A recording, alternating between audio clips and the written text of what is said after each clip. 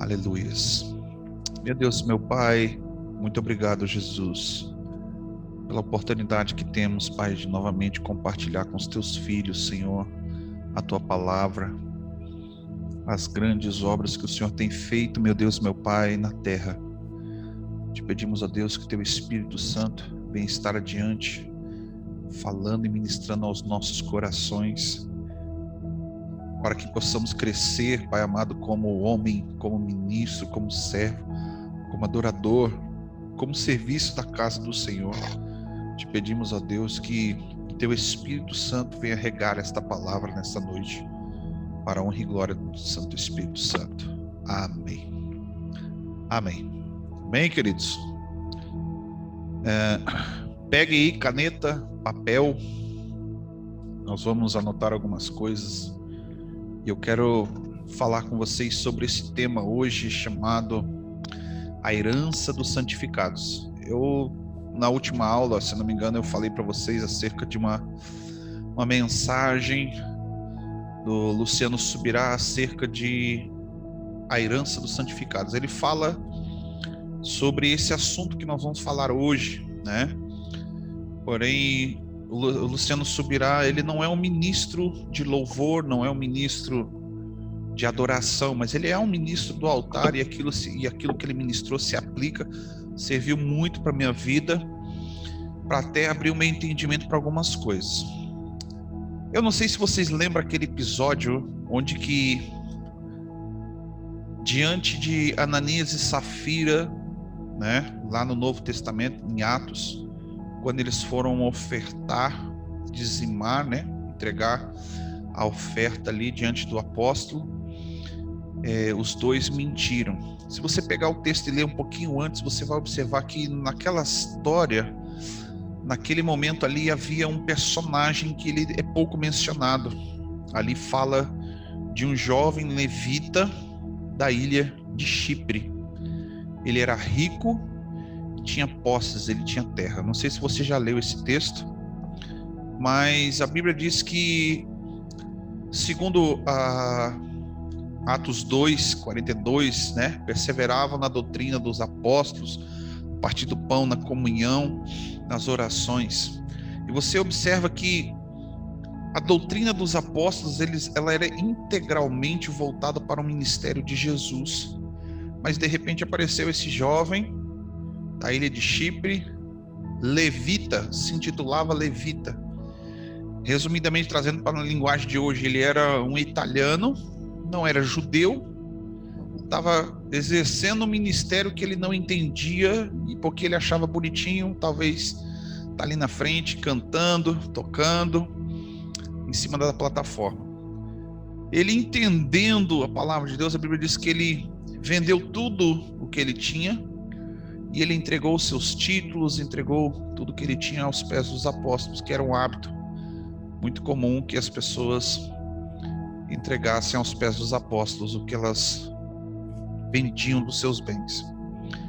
E sendo assim, Ananias e Safira, acostumada a dar muito e não tudo, fizeram o que fizeram, sonegaram, mentiram contra o Espírito Santo, e eles morreram ali na presença de todos. E a Bíblia fala que os jovens foram que recolheram os corpos que estavam ali estirados no chão. Eu quero falar para você, dentro desse tema, a herança dos santificados. O que aconteceu ali em Atos foi um ministério fora de foco, um ministério desalinhado para o qual chamado de Deus. Primeiro, porque ele era um italiano, ele não era um judeu. Segundo o contexto, um levita, ele tinha que ser da tribo de Levi. E segundo a ordem do judaísmo, da lei, os levitas, eles não podiam ser ricos, muito menos terem posses, terem terras. Eles não podiam, eles viviam de doações, né? A herança deles não eram coisas físicas e nem materiais. A herança era espiritual, ok?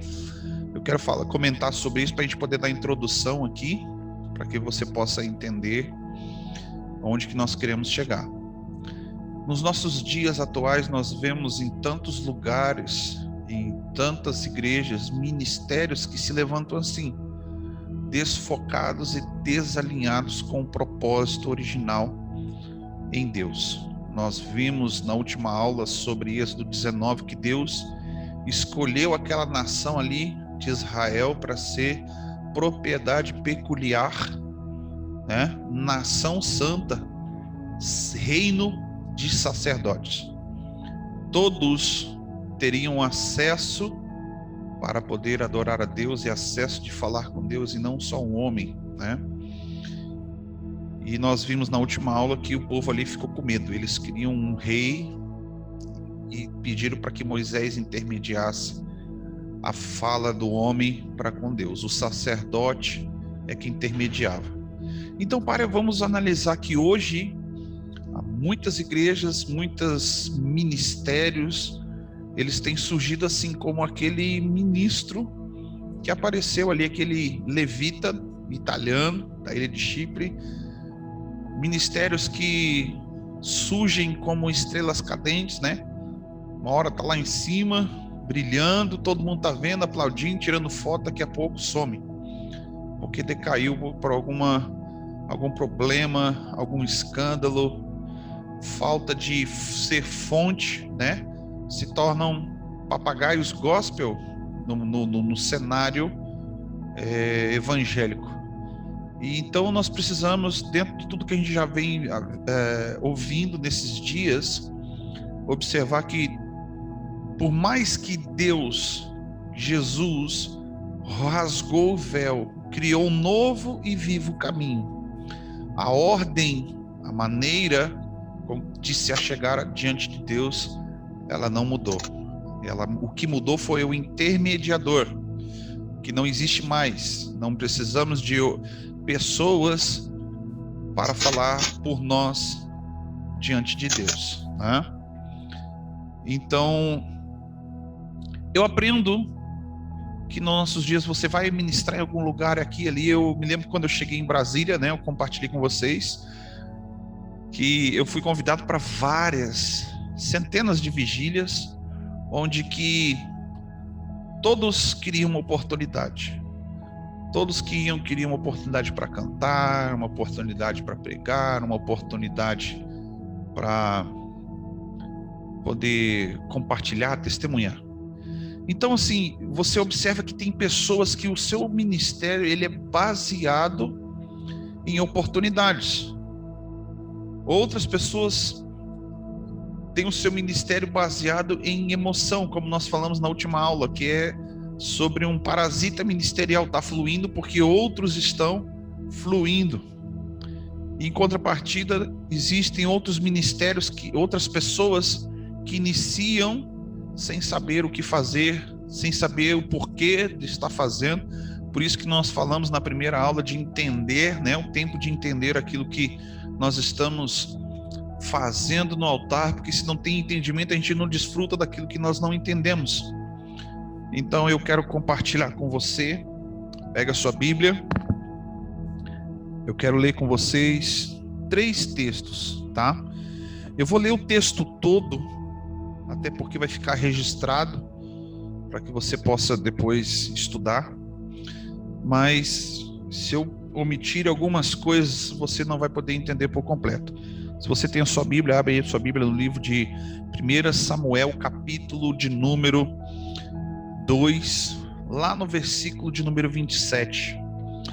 Nós vimos, eu comentei com vocês na última aula que o ministério levítico ele foi rejeitado. Você vai entender o porquê que ele foi rejeitado, por que ele foi apagado da existência, né? Nós vamos entender o porquê disso hoje, e você vai descobrir no teu coração de que ministério levítico ele tem a tendência de ser infiel, tá? Dentro dessa palavra fiel ou fidelidade, nós vamos aprender uma coisa. Deus, quando tirou o povo do Egito, levou para o deserto, o objetivo era que o povo fosse para o deserto para quê? Para adorar ao Senhor. Deixe o meu povo ir para que no deserto me adorem. Modo de adoração no deserto era um estilo de vida, era obediência, era em a maior parte do tempo uma forma de crer primeiro que Deus existisse, né? Porque nem todos tinham as mesmas experiências que Moisés tinha. E aqui, depois do tabernáculo, depois do templo, né? Depois do tabernáculo de Davi, Saul, ele entra em cena, mesmo estando todo desalinhado,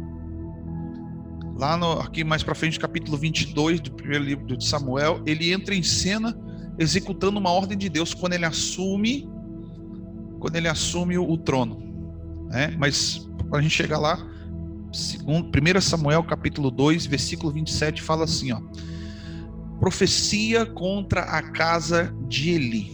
Grave sempre isso comigo, que o ministério levítico terminou, Deus abominou, extinguiu, deu uma sentença de falência, o ministério falido com a casa de Eli, tá?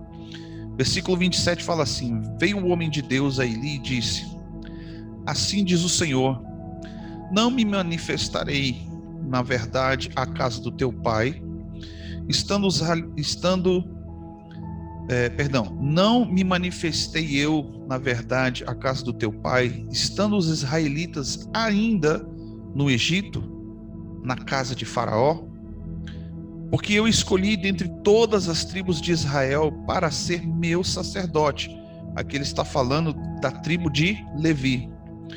E escolhi dentre todas as tribos de Israel para ser meu sacerdote e para subir ao meu altar, para queimar incenso e para fazer estolas sacerdotais para mim. E eu dei à casa dos teus pais todas as ofertas queimadas dos filhos de Israel.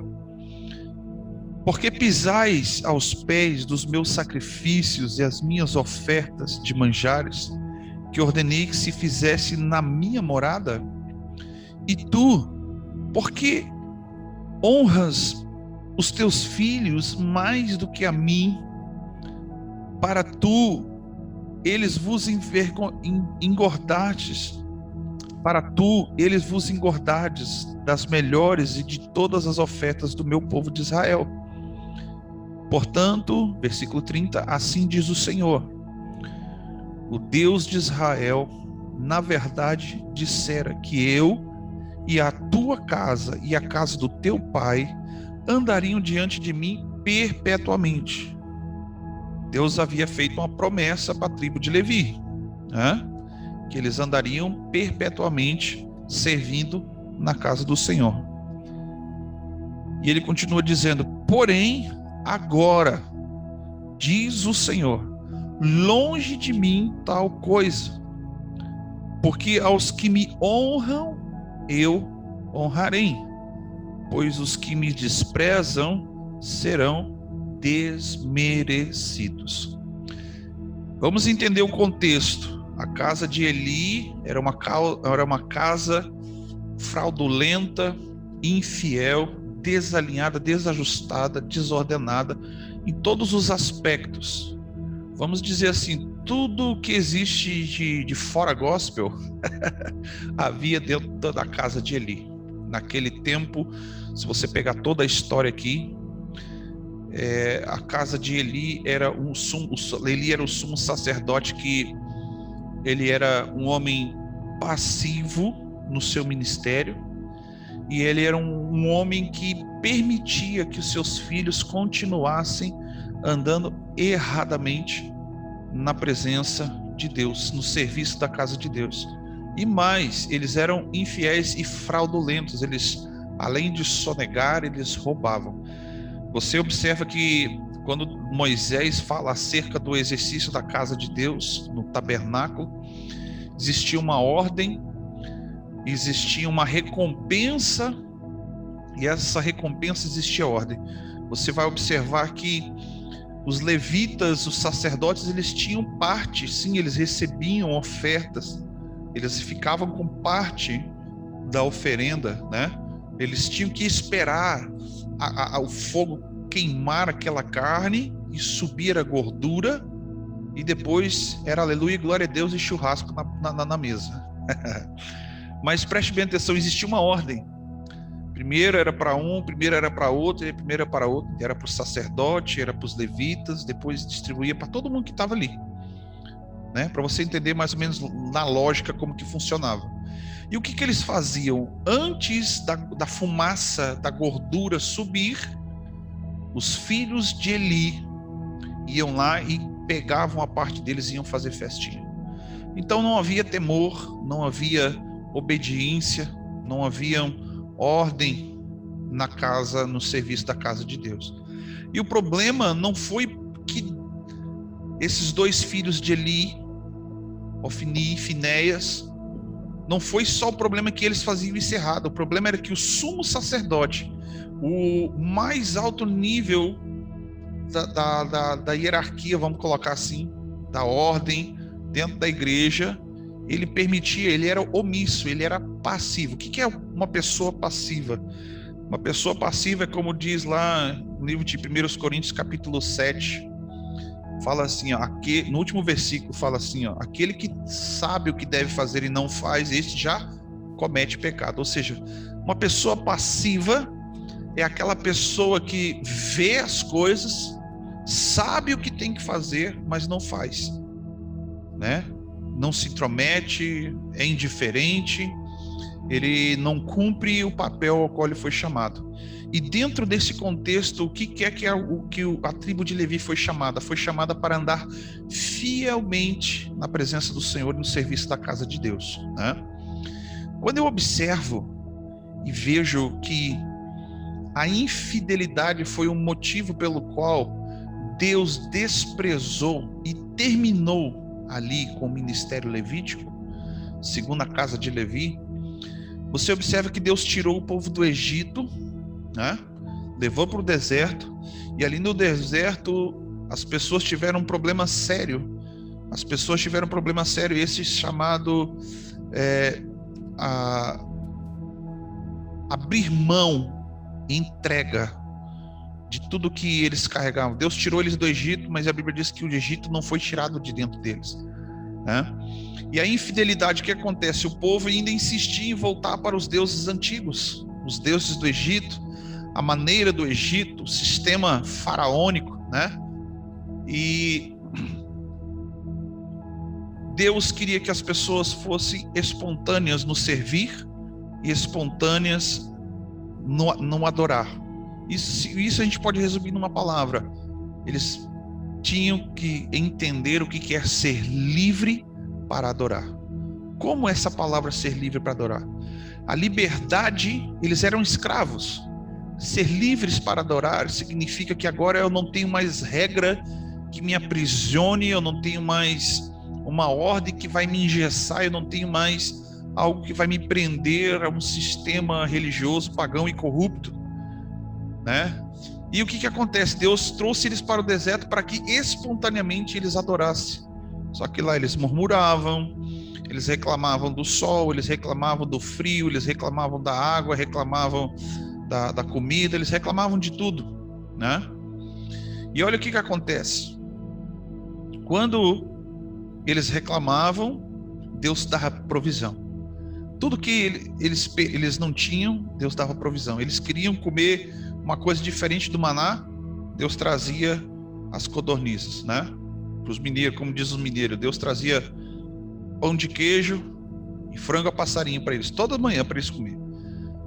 E mesmo assim o povo murmurava, reclamava. Murmuração é a mesma coisa que reclamação, reclamando de Deus de tudo, reclamando da vida, reclamando de tudo.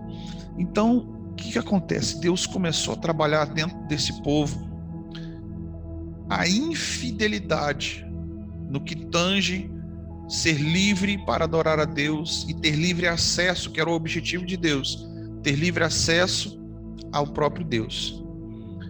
E a Bíblia diz que o povo, né? Nós vemos lá em Êxodo 19 que o povo teve medo, temeu e não queria experimentar, porque era terrível, né? Veio Eli e ele começou agora, porque existe regra, ele começou agora a ser insensível, ser uma pessoa sem temor, e você olha o estado físico dele, representa o estado espiritual dele. Ele era cego, ele era gordo, ele era mórbido, ele era lento, tardio, né? Você pega a história quando eles estavam, onde que chegou o cúmulo, o ápice da infidelidade de Eli, foi quando os filhos dele, Ofni e Finéias, levaram a Arca da Aliança para o campo de batalha sem a ordem de Deus, sem a direção de Deus, né? Usaram da Arca de Deus para se promover, usaram da Arca de Deus para incitar o povo a entrar em guerra com os filisteus. E a Bíblia diz que eles morreram. E estando Eli à porta do templo, a Bíblia diz que veio a notícia para ele, ele caiu, quebrou o pescoço e morreu. E esse foi o texto que nós lemos, foi a profecia que Deus traz para Eli. Deus trouxe para ele a palavra dizendo: ó, acabou, teu pai não vai ter mais nome na terra, porque eu vou acabar com você e com seus filhos. E aí lá no versículo 35, né, 1 Samuel 2, versículo 35, ele fala assim, ó: então eu suscitarei para mim um sacerdote fiel, que procederá segundo o que eu tenho no meu coração e na minha mente. Edificar-lhe-ei uma casa estável, e andará ele diante do meu ungido para sempre. Aqui Deus deu uma sentença de término, mas deu uma promessa de renovo, de restauração. Essa é a promessa, essa é a herança dos santificados, né? Vamos recapitular.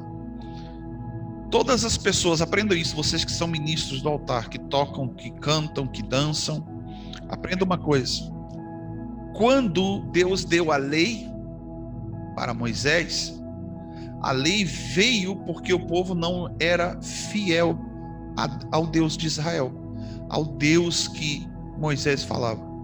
Murmuravam, estavam o tempo todo querendo outros deuses, fizeram, né, um bezerro de ouro, Êxodo 32, e o povo não era fiel. Deus chama para o povo estar diante dele em fidelidade, e o povo continua sendo infiel, adorando outros deuses. Você observa, por exemplo, nós comentamos sobre Elias e os profetas de Baal. Era uma nação naquele tempo onde que o rei Acabe estava desviado da presença do Senhor.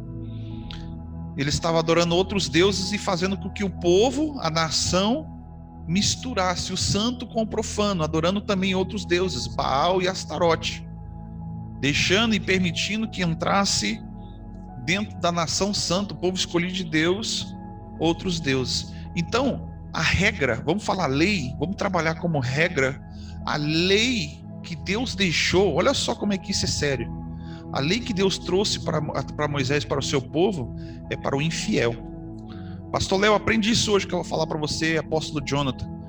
Toda vez que você tiver que instituir ou estipular regras dentro do seu ministério, dentro da equipe de louvor, para que haja ordem, para que haja decência, significa que alguém está sendo infiel. Ou seja, alguém está sendo rebelde, alguém não está voluntariamente servindo ao propósito pelo qual foi chamado para exercer no ministério, entende? Por exemplo, se a gente fala, vamos dar um exemplo que acontece muito dentro de equipe de louvor. O ensaio é para a gente começar um ensaio das 7 às 8, tolerância de 5 minutos. O cara chegou 7:06, ele se atrasou. Você vai ouvir a justificativa. No meio do caminho furou o pneu, papapá, piriri, porô. Tudo bem, aí se varia. Agora chega lá a pessoa, eu estava em casa, estava lá sentado, de repente me lembrei, em cima da hora, falta 5 minutos para minha tolerância acabar. A pessoa levanta e ainda sai correndo, tenta chegar lá para tentar amenizar. Ou seja, a pessoa não deu importância, não foi fiel, que naquele horário, livremente ela poderia ter se programado, se preparado, estar ali voluntariamente, sem que alguém tivesse que chamar a atenção ou disser para ela, tem ensaio tal hora, né? Eu não sei se acontece isso com vocês, vou dar um exemplo. Aqui na nossa igreja, nós observamos que tem um lado bom, tem um lado ruim disso do que eu vou falar. Nós temos o grupo lá do WhatsApp da igreja, onde que as pessoas compartilham mensagens, fotos, links, coisas de Deus, música. Tem grupos aí que não dá nem para participar, né, da igreja. Mas tem pessoas que compartilham coisas que não tem nada a ver. Mas tem uma coisa que o pastor sempre vai compartilhar, além da palavra de Deus, é o horário do culto. Por exemplo, terça-feira, tal hora, tem culto. Ele faz uma chamada, convidando e chamando o povo para o culto. O engraçado, o interessante é que toda semana o pastor tem que fazer a mesma coisa. E mesmo assim, lembrando as pessoas que têm culto, a maioria delas não vão. Umas porque tem os seus motivos sérios para não estarem, outros porque fecham seu coração, outros porque estão com preguiça, outros porque é aquela famosa frase que diz, né, eu recebi visita na hora do culto. Então, você observa que se você continuamente fica alertando, dizendo e falando para as pessoas ao qual você lidera, ou se o seu líder vem constantemente falando a mesma coisa, batendo a mesma tecla, você para e observa um pouquinho se aquela pessoa está sendo fiel ou se ela está sendo infiel. Porque os fiéis, eles fazem voluntariamente. O líder não precisa pedir, ele vai lá e faz. Ele não faz porque ele quer se achar, não, ele faz porque sabe que tem que fazer. Como um dia eu estava lá em Belo Horizonte, na conferência do Clamor, aconteceram vários problemas e eu não queria chegar para o líder, o pastor Ricardo Albortella, e dizer para ele assim, tem tal problema, né? Imagina assim, pastor Léo, falta 2 minutos para começar o culto, alguém vem e te traz uma notícia ruim de algo terrível que está acontecendo que você precisa resolver. Como é que vai ser o culto? Vai ser complicado, não é verdade? A notícia poderia ser dada depois do culto, talvez. Você talvez iniciou o culto ali alarmado, preocupado. Quando você chega no final do culto para resolver, você percebe que não era tanto assim. Isso atrapalha. Então eu na tentativa de não chegar para o líder daquele trabalho naquele dia com um problema, eu só cheguei para ele e trouxe a solução. Eu falei, olha, aconteceu isso e isso, mas já resolvi. Ele batendo nas minhas costas disse, muito obrigado, meu querido, porque você trouxe a solução de um problema. Então, você observa que as pessoas que elas têm liberdade em Cristo, entenderam o serviço, entenderam e têm o coração voltado em ser prestativo, em cumprir o seu chamado, o seu ministério diante de Deus, essas pessoas são fiéis. E aquela pessoa que você tem que estar sempre buscando, lembrando, dizendo, olha, tem ensaio, estuda, vai melhorar um pouco do seu instrumental, vai ouvir a música, né? A pessoa chega lá, eu vou falar agora com os ministros aqui, os que tocam, né? Pastor, eu não consegui ouvir a música. Criatura de Deus, em uma semana que você está ouvindo a música, você ainda consegue errar, é porque ou você não está sendo fiel na sua resposta, ou você não está sendo fiel no seu estudo, tá? Eu vou te falar assim, porque eu já vivi isso, compartilhei com vocês que nós tínhamos um ministro, um pastor que tocava com a gente numa época e ele não estudava, não queria crescer e ele sempre dizia assim como tá bom, como eu falei nas outras aulas. Então você observa que a pessoa que ela é infiel, ela tem resposta para tudo. Ela muito se justifica, como diz o apóstolo Hermínio, né? Muito se justifica, pouco se arrepende. Ela sempre vai ter uma resposta na ponta da língua. Quando ela é chamada a atenção, mas eu estava isso, mas o fulano e o ciclano, por que você cobra de mim e não cobra do outro? Ela sempre vai ter um argumento. E ela não vai pegar, ela não vai. Se a pessoa ela é infiel, ela sempre vai ter esse posicionamento. Mas se a pessoa é fiel ao serviço, ela vai dizer: obrigado, pastor, porque você abriu meus olhos, eu não estava conseguindo enxergar, vou procurar fazer meu melhor. Ela vai se empenhar, ela vai ter uma boa resposta para aquilo, entende? E olha o que estava acontecendo aqui com Eli, Ofni e Finéias, era mais ou menos isso. Eli falava, você vai ver alguns textos aqui, Eli até falou com seus filhos, mas seus filhos não estavam nem aí para eles. Fazia do jeito que queria, porque Eli era cego, era gordo, era velho, estava vivendo coisas do passado, não tinha novidade no seu ministério, ele já não ouvia mais a voz de Deus. Ele precisava de uma criança para falar com Deus, para ouvir a voz de Deus, né? Samuel. E quando Deus vem ali e destitui, dá uma sentença, né? E ele fala no versículo 34 assim, ó: ser-te-á por sinal que sobrevirá aos teus filhos. Ele está falando sobre a descendência, né? Tanto dos levitas, mas também está falando dos seus filhos, ó, Ofni e Finéias, ambos morrerão no mesmo dia. Antes deles morrerem, Deus mandou avisar: olha, você vai morrer, o ministério levítico vai acabar, seus filhos vão morrer no mesmo dia. Versículo 35, porque eu vou suscitar para mim um sacerdote fiel. Olha o que Deus fala para Eli. Chama ele de infiel, chama ele de rebelde, chama ele de involuntário, chama ele de passivo.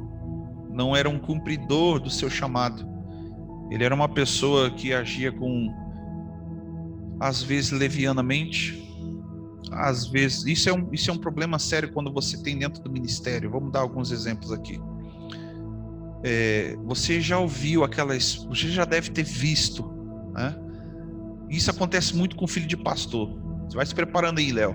Um dia alguém vai pegar e vai falar assim, ó: é porque é o filho do pastor, ele sempre tem oportunidade. Porque a filha do pastor é intocável, é protegida, isso, aquilo. Falavam muito de mim, falaram isso, porque eu ministrava, eu estava à frente, mas ninguém olhava para o meu eu. Falava por causa que eu era a sombra do pastor, a sombra do meu pai. Mas quando era para falar mal, eram os que mais falavam: tu viu? O filho do pastor. E é bem assim. Os filhos de pastores são os mais problemáticos de igreja. Pode compartilhar, Jonathan, pode falar. Então, o interessante do que o pastor Guilherme estava falando é que a lei, ela veio para estabelecer e aumentar a punição, né? E como o objetivo de Deus, na verdade, como o pastor Guilherme falou, era o relacionamento, né? Então a lei, ela não veio para mudar a vida de alguém. O apóstolo Paulo, ele diz assim, que ela veio realçar. É como se você pegasse um texto todo escrito de caneta e passasse um marca-texto em algum lugar. Você está evidenciando, você está aumentando o grau, o rigor, para que as pessoas pudessem entender que elas não davam conta de cumprir. Ou seja, Deus queria, na verdade, trazer à luz o coração delas, para que desse oportunidade delas escolherem, decidirem. Ou seja, vocês não vão andar pela justiça de vocês, vocês vão andar pela justiça de Deus, pela graça de Deus, né? Então, quando você coloca regras, na verdade, você está colocando regras. A gente coloca a regra de horário, por exemplo, para a organização, marcar a live hoje. E essa regra não é uma regra punitiva. Mas quando você coloca a regra punitiva, tem muita gente que ela faz e cumpre aquilo ali para que não tenha punição, mas ela não faz, por exemplo, uma equipe de louvor. Ela não vai para o louvor, para a adoração, porque ela tem prazer. Ela vai porque ela quer aparecer. Então, aí ela vai no horário para não ser punido. Então, ela não vai por prazer, né? Então, quando Deus traz à tona o coração, a revelação do coração da pessoa, ele está expondo, né? Se de verdade ela faz por amor ou se ela faz por uma vantagem, por um benefício, né? E a lei, na verdade, ela só estabelece e mostra a justiça do homem, né? E a Bíblia diz que a justiça do homem é trapo de imundície, né? Essa semana Deus trouxe ao meu coração a revelação da árvore do conhecimento do bem e do mal, que na verdade representa a justiça do homem, né? E Deus quer que nós venhamos andar na justiça dele, na santidade dele, na beleza da santidade dele, né? Ou seja, é de fato nós recebermos o perdão, né? Aquele que recusa o perdão, ele vai para o inferno, né? Não é porque ele não cumpriu a lei, é porque ele não recebeu o perdão, ele não recebeu o amor de Deus, né? Era isso que eu queria acrescentar, né? Em particular, né? Amém. Isso aí. Obrigado, Jonathan. Então, dentro do que o apóstolo Jonathan falou aqui, vamos, olha só, eu tenho falado muito isso também aqui no Rio Grande do Sul, sobre, sabe, pastor, quando você fala pro seu filho assim, ó, meu filho, vai e faz isso pro pai, busca o chinelo do pai que tá lá no quarto. Aí o filho fica dando uma desculpa daqui, dali, né? Aí você acaba falando com ele um pouco mais firme. Meu filho, vai buscar o chinelo pro pai. Aí ele levanta, batendo o pé, fazendo manha, né, birra. Ele acaba obedecendo, mas ele tá falando sim por fora, mas por dentro ele tá dizendo não. Não é verdade?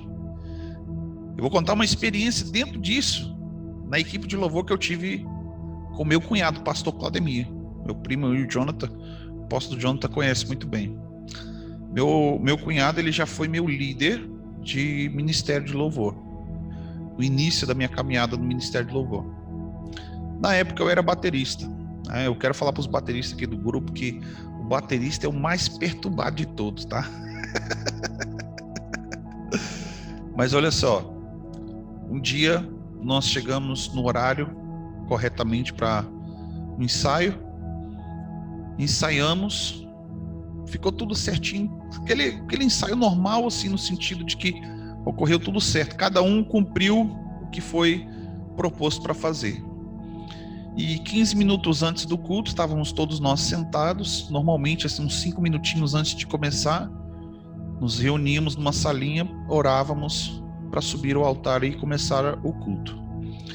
E quando terminamos aquela oração, meu cunhado, o pastor, falou bem assim, chegou para mim e para um outro rapaz, o baixista na época, né? Não sei se tem baixista aí, mas o baixista também é problemático. É os que gostam de fazer barulho, a pancada é com eles, né? Pancada é com eles. E aí ele falou bem assim, Guilherme, tu e o fulano não vão subir hoje tocar, tá bom? E eu olhei para ele, eu tive uma resposta automática, inesperada minha, né? Eu peguei e falei, não, tudo bem, já estava sentado mesmo. Fiquei sentado. O outro que estava do meu lado, o baixista, meu irmão, parecia minhoca quando você cava a minhoca para pescar no frio, que ela sai estribuchando, pulando, né? Falou, se levantou, ficou vermelho e disse, como assim? Como que você vai fazer isso comigo? Eu ensaiei, eu cumpri, eu fiz a minha parte, isso, aquilo, você vai me colocar no banco? Eu não vou ministrar. E aí ele pegou e voltou e disse assim, não, Guilherme, pode subir, você vai ficar aí. E quando terminou o culto, ele chamou toda a equipe, né? O baixista ficou brabo, furioso. Em vez de ficar brabo com o capeta, ficou brabo com o pastor, né? E quando terminou o culto, ele reuniu a equipe e ele falou bem assim para todos. Eu fiz alguns testes com alguns de vocês para ver onde que estava o coração de vocês. Se vocês queriam tocar ou se vocês queriam servir. E o servir, ele requer obediência. O tocar, ele não precisa de obediência. Você muitas vezes você vai fazer pela vontade, o desejo, pela emoção, né? Aquela coisa do momento. E aí eu entendi naquele momento de que eu estava ali, era para servir. Eu inconscientemente falei para ele, não, tudo bem. Eu fui tranquilo na minha resposta, mas o outro esperneou, né? E aí ele olhou pro outro rapaz e falou assim para ele, olha, na verdade, nós queríamos ver onde que estava o coração de você. se você estava ali para servir ou não. Então aquilo ali marcou minha vida, porque é que nem como eu disse, se o nosso coração está focado em servir, você vai obedecer voluntariamente. Você vai fazer com gosto, você vai fazer com coração. Se você está ali para tocar, a tua intenção é outra. É a tua vontade, é o seu desejo, são as suas emoções, né? É óbvio que todo músico quer ser usado, né? Eu falei na última aula sobre quando os músicos não estão tocando, eles estão ali embaixo da plataforma, eles não conseguem adorar como os outros estão adorando. Você observa, a gente vai, né, Léo, quando a gente vai lá para o clamor, as pessoas que estão embaixo ali, tem muitos músicos, tem muitos ministros de adoração, de dança, muitos cantores, e eles ali embaixo, alguns ficam assim meio paradão, né? As pessoas brincam comigo quando eu vou lá no clamor, na conferência que eu não estou ministrando, eu fico meio paradão, assim, pelo menos um pescocinho, né? Vou dar uma balançadinha, vamos bater palma, fazer alguma coisa, porque a gente não sabe o que fazer se a gente não está lá tocando. Nascemos para isso, mas se você observar que você está num lugar, você é sal, mas você está dentro do saleiro, qual é a diferença que você vai fazer dentro do saleiro? Nenhuma. Todo mundo é sal dentro do saleiro. Agora o sal tem que sair, não é verdade? A luz, muita luz dentro do lugar só não faz diferença, mas pega aquele pouquinho de luz, leva para um lugar escuro, faz toda a diferença. Então não é pela emoção, é pelo coração voluntário. É como Jonathan disse, né? O povo chamado para ir para o deserto voluntariamente adorar a Deus, e o povo não queria, né? Quando adentra desse assunto, ele é complicado, porque você observa que o desejo do coração das pessoas e as emoções são impróprias para o serviço da casa de Deus, ok? Vamos para a terceira parte. Abra aqui ainda a sua Bíblia dentro do livro de 1 Samuel, lá no capítulo de número 22, tá? 1 Samuel, capítulo 22, versículo de número 16. Quando a Bíblia fala que Eli perdeu os seus filhos, perdeu a arca, a Bíblia diz que a arca foi levada para a casa de Abinadad, da Abinadad foi para a casa de Obed-Edom, né? Davi, capítulo 18, ele quis, de 2 Reis, ele quis trazer a arca de volta para a cidade, para o templo, né? Para o tabernáculo, na verdade. O desejo dele representava trazer a glória de Deus de volta para o lugar que ele deveria estar. Mas quando Davi assume o reino, ele já havia sido rejeitado. Mesmo assim, eu acho interessante que Saul, estou confundindo aqui os personagens, é tudo dentro da mesma história, tá? Mas Saul, a primeira ordem que ele recebeu de Deus foi que ele fosse até os profetas da adoração, porque lá ele recebeu uma unção, né? E a Bíblia diz que ele recebendo essa unção, ele até profetizou. Eu achei interessante que, estudando a vida de Saul, os seus atos, mesmo ele sendo endemoniado, perturbado, mesmo sendo rejeitado por Deus, Deus ainda assim acabou usando os lábios dele. Você vai ver um momento onde que Davi estava cercado, né, na caverna de Adulão, junto com os profetas da adoração, e Saul foi pessoalmente, né, porque já havia mandado vários soldados para prender Davi. Aí Saul foi pessoalmente prender Davi. Quando ele entra pelo arraial, a unção que estava naquele lugar toma Saul, e ele ainda de cima do cavalo. Ele, em vez de dizer, eu vim te prender, ele começou a dar uma rajada de línguas, imagino eu, e começou a profetizar no Espírito. Você pensa assim, como que uma pessoa, olha como é que é uma pessoa que anda desalinhado com Deus, Deus pode usar? Sim. Mas você vai ver o final de Saul. Ele mesmo tirou a própria vida, né? E dentro aqui, ó, desse contexto, capítulo 22, versículo 16, tá? Deixa eu levantar aqui minha Bíblia um pouquinho aqui, que tá meio estranho aqui, ó.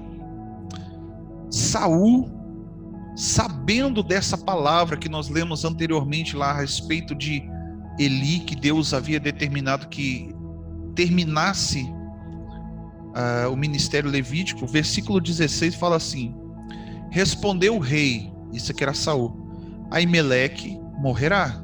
Quem era Aimeleque? Sacerdote, tá? Só que você observa que nesse contexto aqui, Saul, ele não tinha intenção de cumprir uma palavra de Deus, mas ele foi usado para que se cumprisse a palavra de Deus. Ele fez isso algo inconsciente. O objetivo dele, né? O objetivo dele era acabar com o sacerdócio que profetizava contra ele, tá? Só para você entender o contexto. Versículo 16: respondeu o rei a Aimeleque: morrerás, tu e toda a sua casa do seu pai. Aimeleque era da descendência, os últimos descendentes do ministério levítico, tá? Da casa de Levi. Versículo 17: disse o rei aos guardas que estavam com ele: voltai e matai os sacerdotes do Senhor, porque também estão de mãos dadas com Davi. Você observa que os sacerdotes, segundo a casa de Levi, os sobreviventes, né? Eles ainda estavam a favor do reinado de Davi. Voltai e matai os sacerdotes do Senhor, porque estão de mãos dadas com Davi, e porque souberam que fugiu e não o fizeram saber. Porém, os servos do rei não quiseram estender as mãos contra o sacerdote do Senhor. A mesma coisa que os guardas, que o que eles fizeram, não queriam tocar no ungido do Senhor, foi o que Davi também fez com o próprio Saul, não tocando, tendo duas vezes a oportunidade de tirar a vida de Saul, eles não queriam tocar nos sacerdotes, né? Porque também estavam de mãos dadas com Davi, e porque souberam que fugiu e não o fizeram saber. Porém, os servos do rei não quiseram estender as mãos contra o sacerdote do Senhor. Então disse o rei a Doeg: volta-te e arremete contra os sacerdotes. E então virou Doeg, o Edonita, e arremeteu-se contra os sacerdotes, e matou naquele dia 85 homens que vestiam estolas sacerdotais de linho. Também a Nobe, cidade desses sacerdotes, passou o fio da espada homens, mulheres, meninos e crianças de peito, e bois e jumentos e ovelhas. Porém, os filhos de Aimeleque, filho de Aitube, um só, cujo nome era Abiatar, grave esse nome, Abiatar, salvou-se e fugiu com Davi, e lhe anunciou tudo o que Saul havia feito aos sacerdotes do Senhor. Versículo 22, então Davi disse a Abiatar: bem sabia eu que naquele dia que, estando ali Doeg, o Adonita, não deixaria de dizer a Saul: foi a causa da morte de todas as pessoas da casa do seu pai. E disse então: fica comigo, não temas, porque quem procura a minha morte procura a tua também, estará salvo comigo. Ok? Quando esses 85 sacerdotes aqui morreram, havia sido exterminado, havia se cumprido a palavra de Deus que veio como uma sentença para a casa de Eli, ok? Então aqui terminou. Deus usou Saul inconscientemente para cumprir-se a palavra.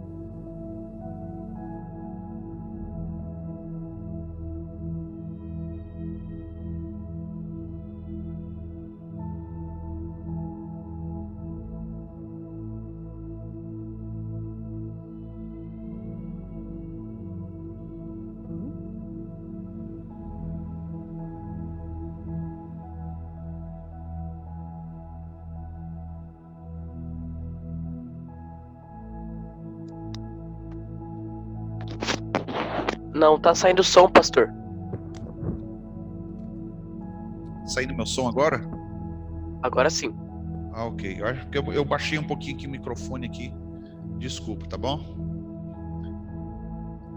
Ok. Ezequiel, capítulo de número 48. Versículo de número 9 fala assim: a região que haveis de separar ao Senhor será do comprimento de 25.000 côvados, de largura 10.000. Esta região santa dos sacerdotes terá ao norte 20.000 côvados e ao ocidente 10.000 de largura, ao oriente 10.000 de largura e ao sul 20.005 de comprimento.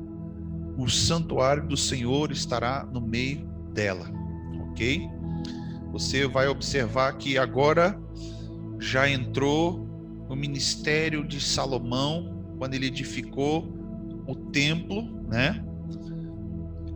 Você vai observar que, segundo a profecia, Ezequiel está falando e mencionando sobre esse período ao qual haveria de vir no templo.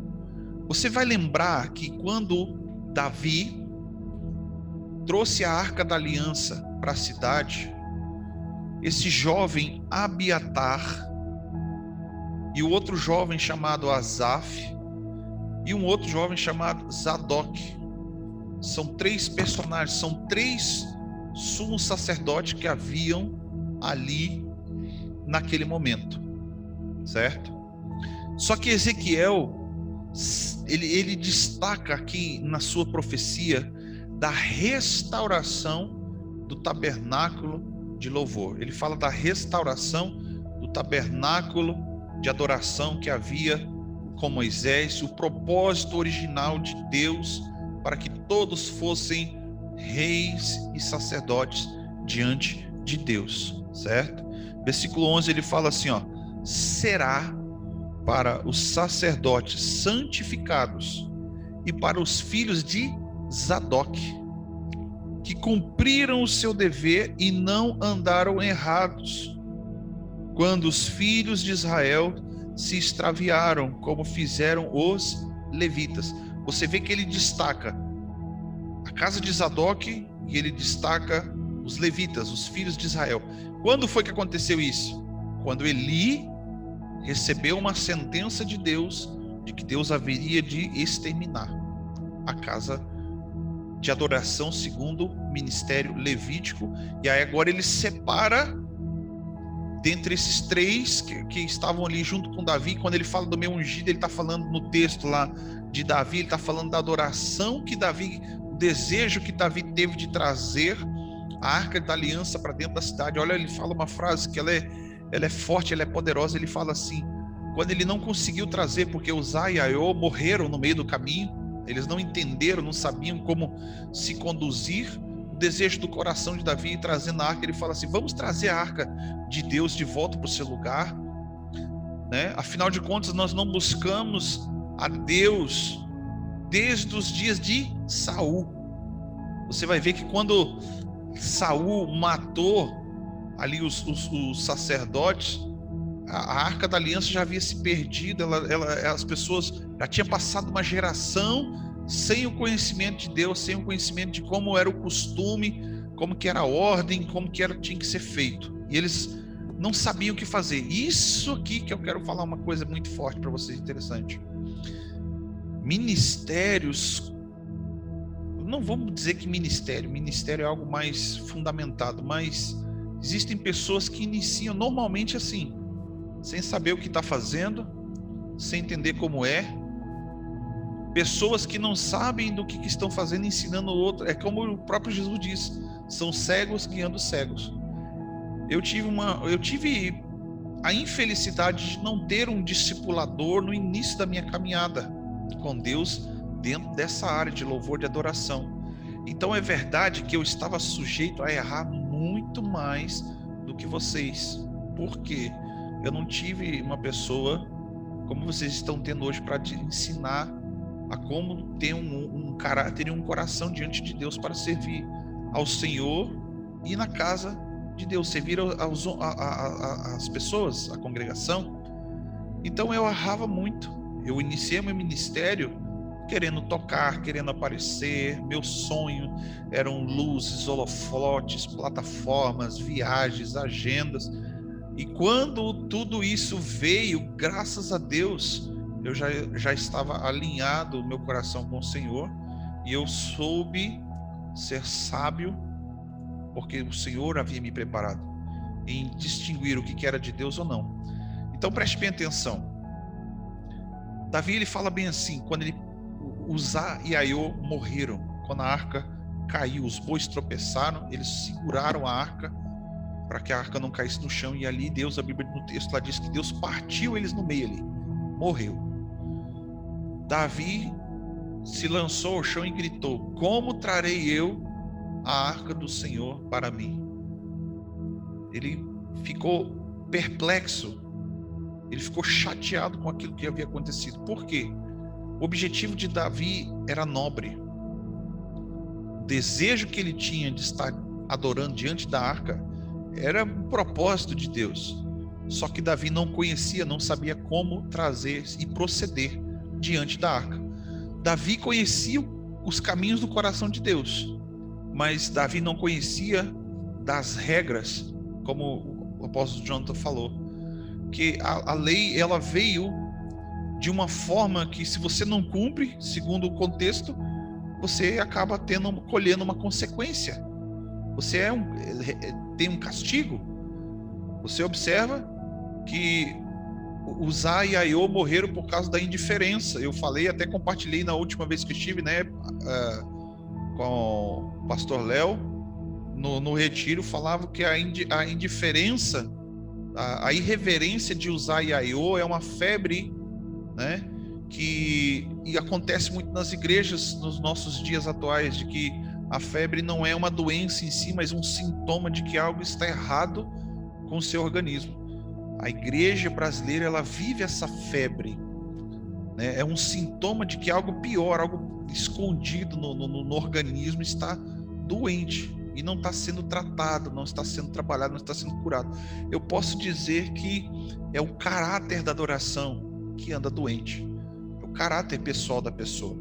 Então, a adoração, ela tem muito mais a ver com o caráter do que propriamente música, entende?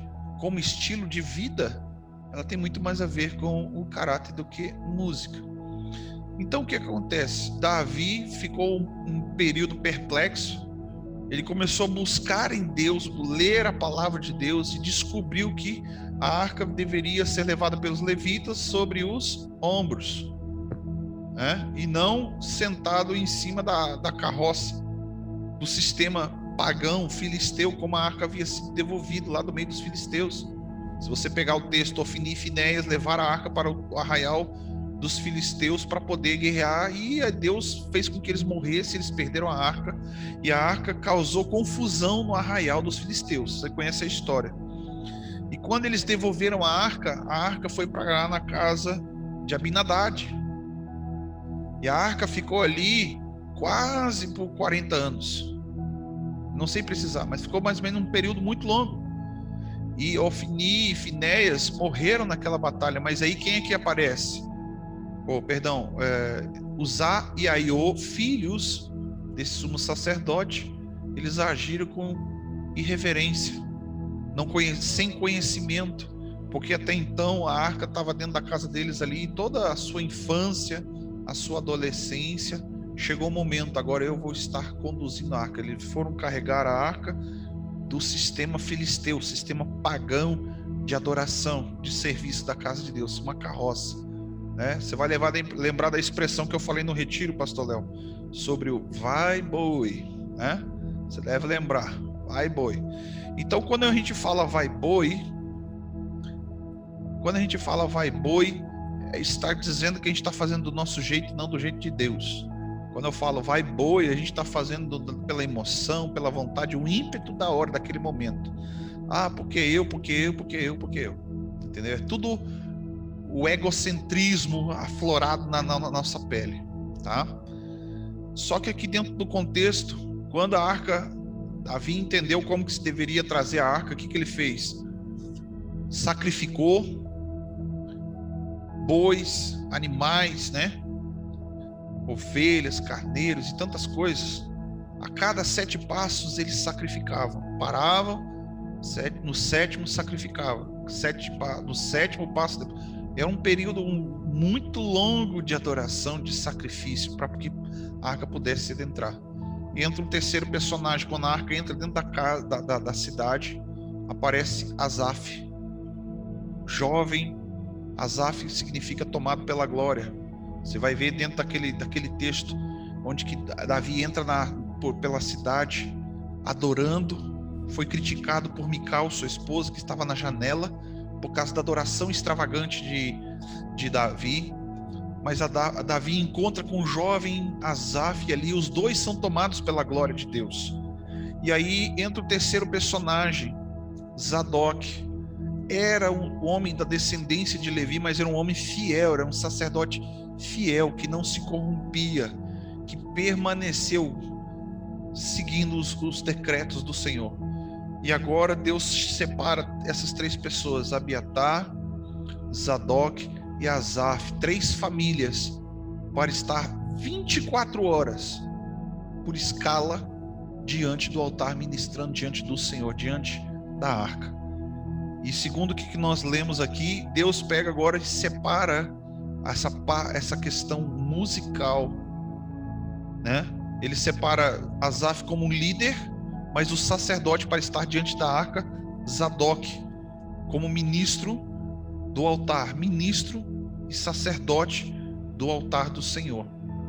Versículo 11: será para mim sacerdote santificado para os filhos de Zadok, que cumpriram o seu dever e não andaram errados, quanto aos filhos de Israel que se extraviaram, como fizeram os levitas, da tribo de Levi. Será região especial dentro das regiões sagradas, lugar santíssimo, e fizeram limites com a porção dos levitas. Os levitas, segundo o limite dos sacerdotes, terão 25.000 côvados de comprimento e 10.000 de largura. Todo o comprimento será 25.000 de largura, 10.000. E não venderão nada disso, nem trocarão, nem transferirão ou a outrem por uma melhor terra, porque é lugar santo para o Senhor. Amém? Então vamos recapitular aqui. Deus cumpriu o que havia de ser, como está escrito lá em Números, capítulo 4. Quando a herança foi separada e foi dividida das tribos, quando eles adentraram na terra, Ezequiel está falando aqui sobre esse momento da herança daqueles que são fiéis, daqueles que são separados e santificados. Números capítulo 4 fala da herança para cada tribo.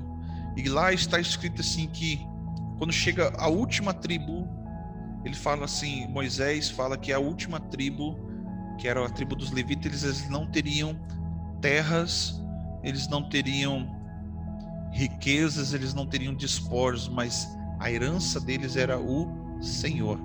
A honra de carregar sobre os ombros a glória. Isso Deus não retirou. Isso Deus não ocultou de um ministro do altar. A responsabilidade e o privilégio de carregar e conduzir a glória de Deus. Entende? Quando Ezequiel aqui profeticamente falando, ele está dizendo sobre o tempo que haverá de ter uma restauração na adoração, no serviço da casa do Senhor. Vamos trazer para a linguagem de hoje, na forma com que somos fiéis até naquilo que Deus está falando conosco. Vamos dar um exemplo.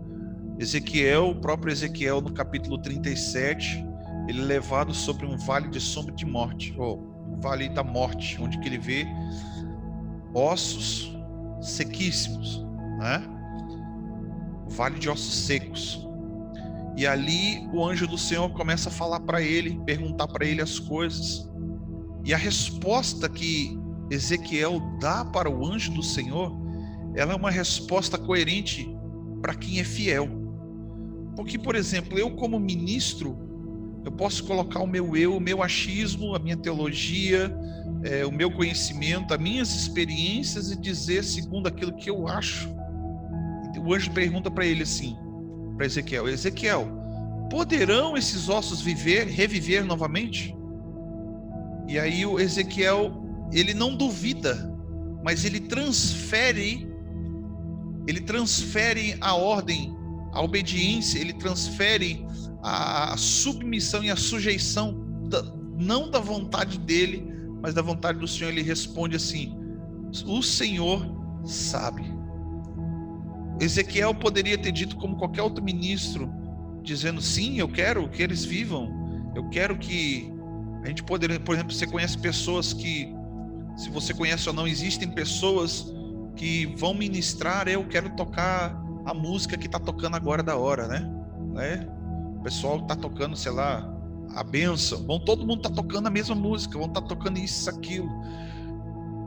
Como nós falamos na última aula, mesmo que seja uma música cristocêntrica, uma música teocêntrica, o ministro pode transformar aquela canção em uma música egocêntrica, porque a emoção é o desejo, a vontade do ministro e não a direção de Deus, né?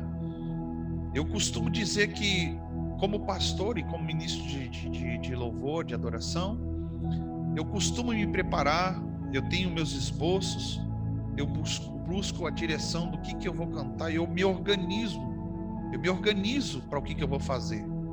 A Bíblia diz que a obra do Senhor, ela tem que ser feita com ordem e com decência. Ordem significa organização, significa sabedoria. Você tem que ser inteligente para o que você está fazendo, né? Você não vai num culto de missões, por exemplo, ou num culto de estudo bíblico, um culto de oração, e vai ministrar música de comunhão. Vamos dar um exemplo. Mas se você tem uma direção de Deus, é diferente, né? Ou seja, eu vou ministrar aquilo que Deus quer que eu ministre ao povo. E eu quero um conselho: quando você for ministrar, você que toma a frente, que vai cantar ou que você vai pregar, eu aprendi com meu pai, de todas as vezes que ele vai ministrar e pregar, ele ora assim: Deus, revela os segredos do coração do teu povo. Porque quando você chega num lugar para ministrar, sabendo o que Deus tem para aquele povo, e o coração do povo se está aberto ou não, você sabe aonde você precisa chegar, e a tua mensagem, ela vai ser voltada e direcionada para chegar àquele ponto. E todas as vezes que eu ministro, eu me sujeito à vontade de Deus. Eu quero tocar tal música porque aquela música me agrada, ela é uma música cristocêntrica e teocêntrica, mas eu gosto de ouvir tal música quando eu viajo, quando eu estou indo de um lugar para o outro, eu gosto de ouvir umas músicas, mas normalmente não são as músicas que eu ministro na igreja. Então eu não tenho problema de tocar uma música da harpa do cantor cristão, a música lá dos anos 80, ou a música que está tocando hoje. Eu me preocupo em tocar aquilo que o Senhor quer tocar. Eu me preocupo em obedecer e seguir uma direção de Deus, porque se eu seguir a minha direção, a minha vontade, a minha intuição, olha o que Davi fala: enganoso é o coração do homem. Entende? Eu posso me enganar, me confundir com as minhas emoções, confundir a voz de Deus com o meu eu, e achando que eu vou cantar porque Deus me falou, e da hora do vamos ver, não aconteceu nada daquilo que você imaginou, não passou de emoção. Então surte muito mais efeito no mundo espiritual e resultado na vida das pessoas quando você fielmente segue uma direção de Deus. Então, queridos, a fidelidade com aquilo que você está vendo, com aquilo que você está fazendo, é o que é mais importante. A fidelidade com a direção, a vontade de Deus para a tua vida e para o teu ministério. E eu vou encerrar contando a última história bíblica sobre Jacó.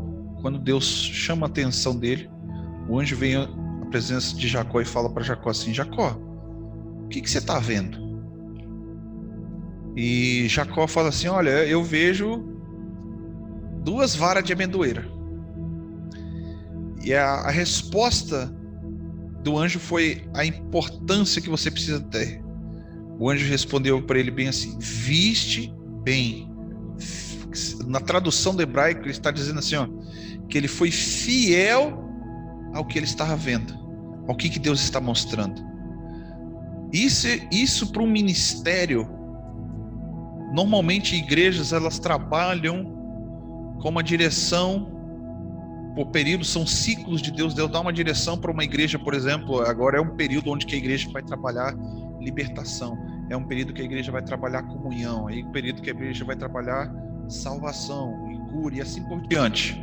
Então, se você for fiel à direção de Deus, você vai procurar e buscar de Deus ministrar dentro da visão que Deus entregou para a tua igreja, a visão que Deus entregou para o teu líder.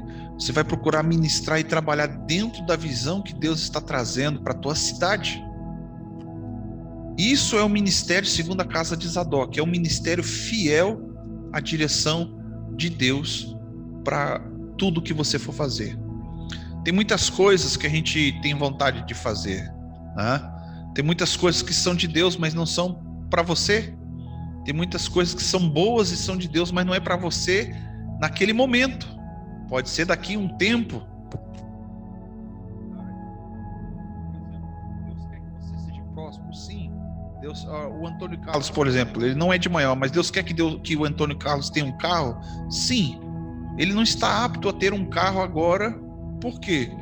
Talvez ele não tenha idade para ter uma carteira de motorista, talvez ele não tenha dinheiro para comprar o carro, talvez ele não tenha um dinheiro para botar combustível, né? É que nem aqueles namoro que quem banca tudo são os pais. Você já viu, né? A pessoa, pai, eu vou me casar, e vai morar junto com o pai e come na casa do pai e da mãe, e o pai e a mãe que paga até a fatura do lanche do namorado, né? Mas preste bem atenção. Existem coisas boas que são de Deus e é para você, mas se não for para esse momento, nós temos que ter a flexibilidade de aguardar e esperar em Deus, né? Você precisa entender que se não é agora o teu momento, vai chegar a tua hora, meu querido. Vai chegar a tua hora, tá? Quando você é fiel à direção e à visão que Deus está te dando, tá? Eu vou encerrar com um testemunho pessoal.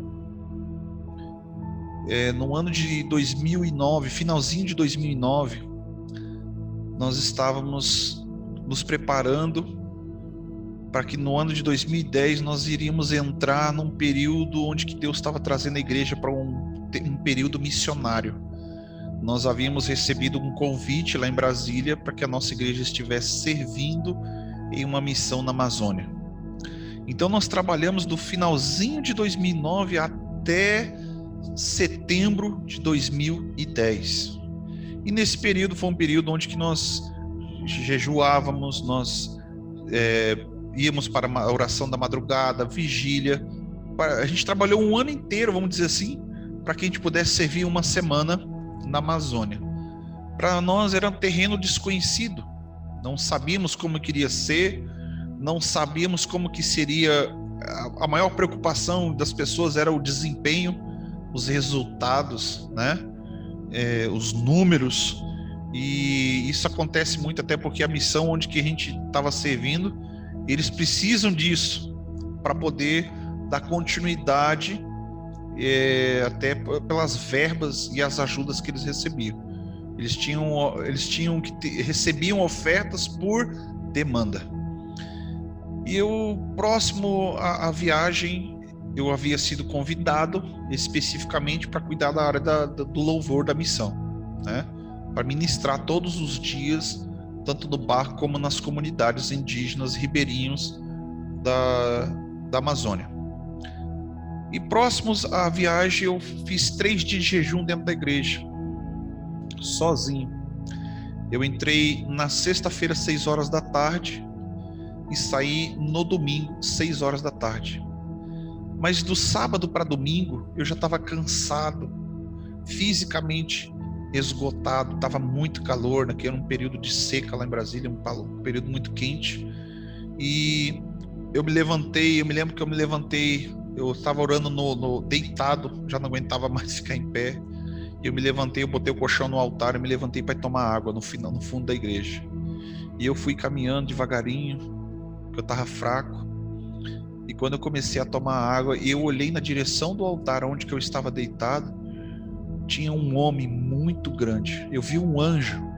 Ele não brilhava, ele não tinha luz, ele estava no escuro junto comigo. E eu me assustei porque eu achei que era um homem de verdade. Eu pensei na hora, entrou um ladrão dentro da igreja, eu estou enrolado agora. Eu pensei exatamente isso. Quando eu observei aquele homem, ele não tinha o tamanho de uma pessoa natural. Ele tinha a altura do pé direito da igreja. E o pé direito era mais ou menos uns 4 metros de altura. E aí eu percebi que não era algo físico. Eu comecei a observar o que aquele anjo estava fazendo. E o altar, o púlpito, na época, era um quadrado mais ou menos de uns 4, 5 metros de largura por uns 3 de comprimento. E eu via que ele tinha assim, uns 90 de altura. E eu percebi que ele se abaixava e pegava algo debaixo do púlpito, debaixo daquelas madeiras, e colocava em cima nas bordas, na beirada do púlpito, no chão assim, do altar da igreja. E eu parei, eu fiquei olhando, eu falei assim, o que é isso, Jesus? E eu vi ele tirando vasos e vasos e vasos, de diferentes tamanhos, de diferentes modelos, de diferentes aspectos, né? Materiais diferentes. Eu via vasos grandes, pequenos, gordos, magros, boca grande, boca fina, né? A largura do gargalo. Eu via vasos de ouro, de prata, de bronze, via vaso de madeira, via vaso de barro, via vaso de cerâmica. Eu via tudo que é tipo de vaso, de tudo que é cor, ornamentado, com brilho, sem brilho. Via até aquele vaso pequenininho mofado. E eu olhei para aquilo e falei assim, Jesus, o que é isso? Eu não estou entendendo. O que é isso, Senhor? Eu quero só entender o que é que o Senhor está fazendo. E aí o anjo pegou, de todos aqueles vasos, ele pegou um vaso pequeno e colocou na frente e começou a guardar todos os outros grandes. Aquele vaso era pequeno, mofado, velho, não tinha aparência nem formosura. E aquele vaso ele pegou e virou a mão assim e começou a derramar óleo dentro daquele vaso. E ele olhou para mim e disse assim, agora você está pronto para ser usado. E eu fiquei estarrecido, porque aquele vaso que aquele anjo pegou era eu, e eu era feinho, coitado. Abandonado, jogado lá no canto do altar, mofado, velho. Eu falei, Jesus, o que é isso? Eu fiquei assim, estarrecido. Foi um período onde que Deus despertou na minha vida missões. Foi um período onde que Deus colocou missão dentro do meu coração e eu comecei a servir a Deus, a adorar a Deus, servindo aos outros.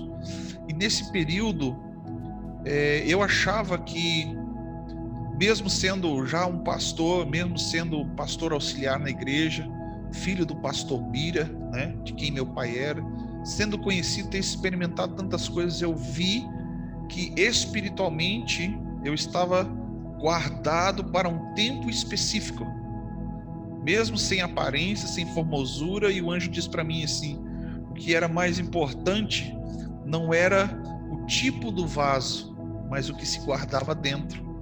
E naquela noite eu vi o anjo colocando só dentro daquele vaso, que era eu, o óleo. Então eu aprendi daquele tempo para cá que não importa se você hoje está servindo, se você não está servindo, o que importa é que vai chegar um momento onde que você vai ser usado para uma grande obra, para um grande agir de Deus na terra. Mas para isso tudo você tem que estar ali apto para ser usado. Você pega a história de Elias e Eliseu. Elias passou e viu Eliseu trabalhando. Ele já era da escola de profetas, ele estava se preparando já há um bom tempo, quando veio o profeta de Deus. Ei, jogou a capa sobre ele e disse: me segue, vem andar comigo. Isso não significa que você vai começar já na sua totalidade, na grandeza do ministério que Deus tem na tua vida, mas você tem que ter um começo. E tudo que nós viemos falando aqui nessas 3 aulas é o começo, é o princípio, são os primeiros passos para um ministro de Deus no altar, para um ministro de adoração, um ministro de louvor, até um pregador da palavra. Isso vem o propósito de Deus, onde que Deus vai poder olhar para você, como nós falamos, né, na última aula do quarto de adoração. Quando você está pronto, Deus vai falar para você: ei, vem fazer comigo, vamos sair, vamos abrir uma igreja, vamos fazer uma missão ali, vamos fazer um impacto evangelístico na praça da cidade. Aí você vai dizer assim: ah, Senhor, eu não quero, tá bom ficar aqui. Que nem Pedro, né? A adoração de Pedro foi assim: Senhor, é bom ficar aqui. Quando ele viu o rosto de Jesus transfigurado, ele falou: vamos ficar aqui, vamos fazer uma barraquinha, tá tão bom. Olha o que foi a resposta de Jesus. Jesus pega para Pedro e fala bem assim: Pedro, eu sei que é bom ficar aqui, mas olha lá embaixo o tanto de gente que está esperando ser alcançada, precisando ser curada, precisando ser liberta. Então, você só precisa sair para fazer quando Jesus falar assim: ei, vem comigo, vamos fazer, vem fazer comigo, sabe? E não tomar a frente de querer fazer algo pela tua vontade, pela tua emoção, pelo teu desejo, porque, querido, a Bíblia diz que os anjos desejaram levar a mensagem. Profetas, apóstolos sonharam em viver o que nós vamos viver nesses últimos dias. E olha como que Deus é bom, foi bom conosco. Nós nascemos numa geração que vai viver o avivamento, que vai proporcionar avivamento, que vai incendiar as nações, entende? Seja ela através do louvor, seja ela através da palavra, seja ela através da cura, da libertação. O que importa é que você vai ser um promotor de avivamento. Se você seguir esses passos, esse pré-requisito, Deus fez um novo e vivo caminho, sim, mas a maneira e a ordem da condição de estar apto a permanecer diante da presença de Deus não mudou, continua a mesma. Ela é em espírito, ela é em verdade. Como é uma caminhada solitária, quando se fala a nível sacerdote diante de Deus, ela é uma caminhada solitária, porque você não pode ser no altar aquilo que você não é no seu quarto, você concorda? Você só é na igreja aquilo que você é em casa. Você, como ministro, se Deus não desce no teu quarto quando você ora, se Deus não fala com você quando você está lá no seu devocional, aí você vai crer que Deus vai falar com você lá no culto? Vai querer que Deus fala com você quando você está tocando? Vai querer que, se você não deixar Deus te usar quando você está dentro da sua casa, você vai querer deixar Deus te usar quando você está no culto? Tem alguma coisa errada, não é verdade? Se a canção que você toca, se as músicas que você toca, aquilo que você libera para a igreja muda a vida delas, mas não muda a tua vida, tem alguma coisa errada. Para analisar isso. Você tem que parar, a gente tem que parar de querer ser igual às pessoas. A gente olha para alguns referenciais, a gente se imagina querer ser uma pessoa igual a ela. E esse é o problema.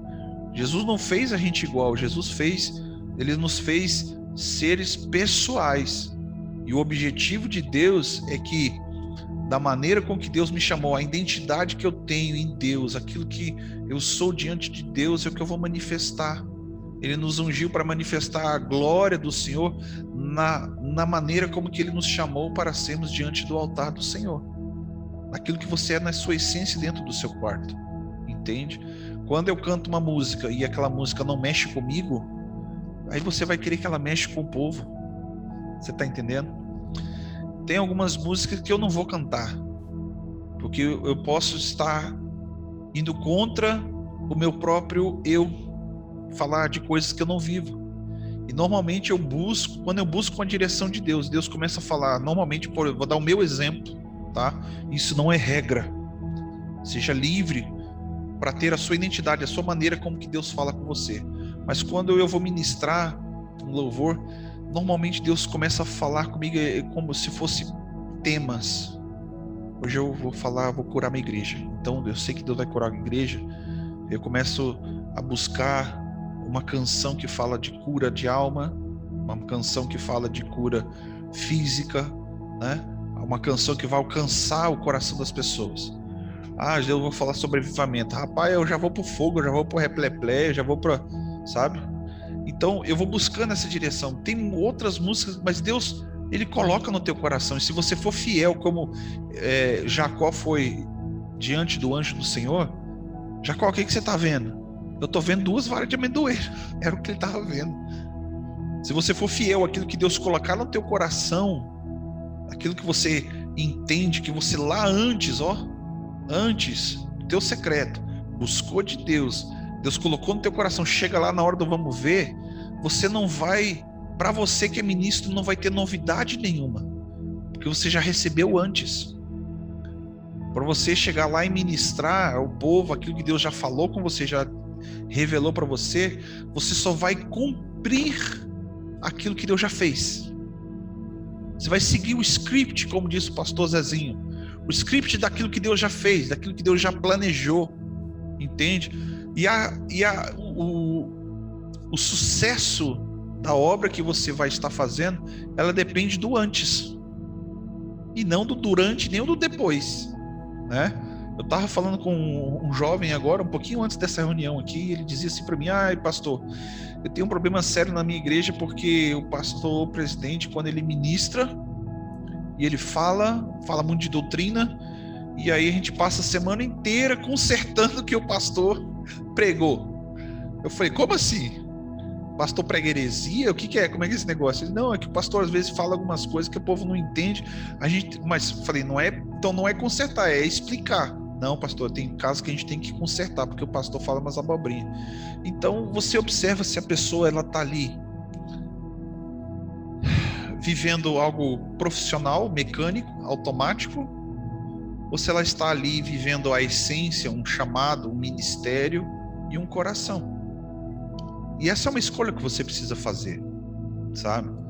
Quando você tem esse entendimento, não tem como daqui a 20, 30, 40, 50 anos, se Deus permitir, o ministério ao qual Deus colocou na tua vida fracassar, terminar, sucumbir.